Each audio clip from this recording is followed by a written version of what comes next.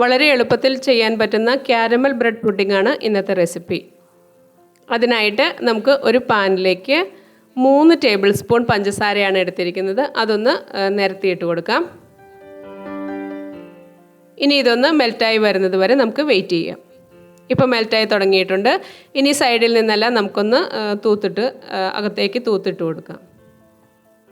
ഇപ്പോൾ പതുക്കെ കളറായി തുടങ്ങിയിട്ടുണ്ട്. ഇനി നമുക്കൊന്ന് ഇളക്കി കൊടുക്കാം. കളർ ചേഞ്ചായി വരുന്നുണ്ട്. ഇപ്പോൾ നല്ല ഗോൾഡൻ ബ്രൗൺ ആയിട്ടുണ്ട്. ഇനി നമുക്ക് ഇതിലേക്ക് കുറച്ച് വെള്ളം കൂടി ഒഴിച്ചു കൊടുക്കണം. ചൂടുവെള്ളമാണ് ഞാനിവിടെ എടുത്തിരിക്കുന്നത്. ഒരു 2 ടേബിൾ സ്പൂൺ ചൂടുവെള്ളമുണ്ട്.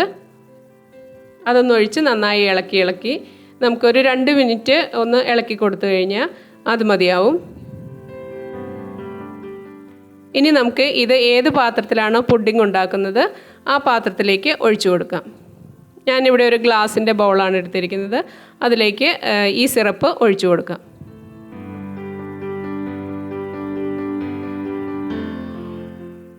ഇനി ഇതൊന്ന് സൈഡിലേക്കൊക്കെ ഒന്ന് ആക്കാനായിട്ടൊന്ന് ചുറ്റിച്ചു കൊടുക്കാം. ഇനി നമുക്ക് ഈ സിറപ്പ് തണുക്കാനായിട്ട് മാറ്റി വയ്ക്കാം. ഇവിടെ 2 സ്ലൈസ് ബ്രെഡാണ് എടുത്തിരിക്കുന്നത്. അതൊന്ന് കട്ട് ചെയ്ത് കൊടുക്കാം. ഇനി ഇത് ഒരു മിക്സിയുടെ ജാറിലേക്ക് ഇട്ട് കൊടുക്കാം. ഇനി ഇതൊന്ന് പൊടിച്ച് എടുത്തു കൊണ്ടുവരാം.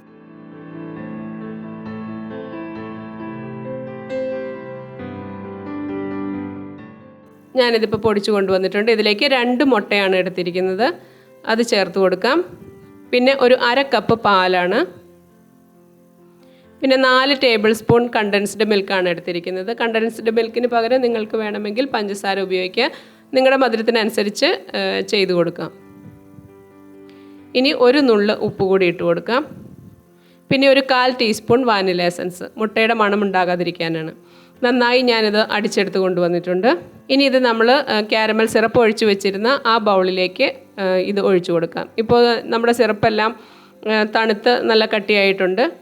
അതിലേക്ക് ഒഴിച്ചു കൊടുത്തു കഴിഞ്ഞാൽ ഇനി ആ സിറപ്പ് ഇളകിപ്പോവില്ല.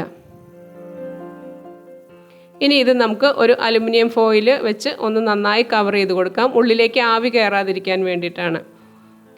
ഇനി ഞാനിവിടെ ഇഡ്ഡലി പാത്രമാണ് എടുത്തിരിക്കുന്നത്. അതിൽ വെള്ളം തിളച്ച് കഴിയുമ്പോൾ നമുക്ക് ഈ ബൗൾ അതിലേക്ക് വെച്ച് കൊടുത്ത് ഇനി നമുക്ക് അടച്ച് വെച്ച് ഒരു ലോ ടു മീഡിയം ഫ്ലെയിമിൽ വെച്ച് നമുക്ക് ഒരു 20-25 മിനിറ്റ് വേവിച്ചെടുക്കാം. ഇപ്പോൾ ഇത് വെന്ത് വന്നിട്ടുണ്ട്. ഇനി നമുക്ക് അത് എടുത്തു മാറ്റാം. ഞാനിതൊന്ന് തുറന്ന് കാണിക്കാം. നന്നായി വെന്ത് വന്നിട്ടുണ്ട്. ഇനി ഇതൊന്ന് അല്പം തണുത്ത് കഴിഞ്ഞതിന് ശേഷം നമുക്ക് ഡിമോൾഡ് ചെയ്യാം. ഇപ്പോൾ ഇതൊന്ന് തണുത്ത് വന്നിട്ടുണ്ട്. ഇനി ഞാൻ അതിൻ്റെ സൈഡെല്ലാം ഒന്ന് കട്ട് ചെയ്തെടുത്തതിന് ശേഷം മറ്റൊരു പാത്രത്തിലേക്ക് നമുക്ക് ഡിമോൾഡ് ചെയ്യാം. ഇത് ഈ രീതിയിൽ വേണമെങ്കിൽ ഇങ്ങനെ കഴിക്കാം. അല്ല തണുപ്പിച്ച് കഴിക്കുന്നതാണ് ഇഷ്ടമെങ്കിൽ അങ്ങനെയും ചെയ്യാം.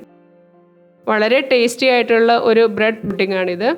വളരെ എളുപ്പത്തിൽ ഉണ്ടാക്കാനും സാധിക്കും. ഞാനിതൊന്ന് കട്ട് ചെയ്ത് കാണിക്കാം. നിങ്ങൾക്ക് കാണുമ്പോൾ തന്നെ മനസ്സിലാവും വളരെ സോഫ്റ്റ് ആണെന്നുള്ളത്. നിങ്ങൾക്ക് ഈ വീഡിയോ ഇഷ്ടമായാൽ ലൈക്ക് ചെയ്യുകയും ഷെയർ ചെയ്യുകയും നിങ്ങൾ ഇത് ഉണ്ടാക്കി നോക്കിയതിന് ശേഷം ഇതിൻ്റെ ഫീഡ്ബാക്ക് എന്താണെന്നുള്ളത് എന്നെ കമൻറ്റിലൂടെ അറിയിക്കുകയും ചെയ്യുക. ഈ ചാനൽ ഇഷ്ടമായാൽ സബ്സ്ക്രൈബ് ചെയ്യുക. Thank you.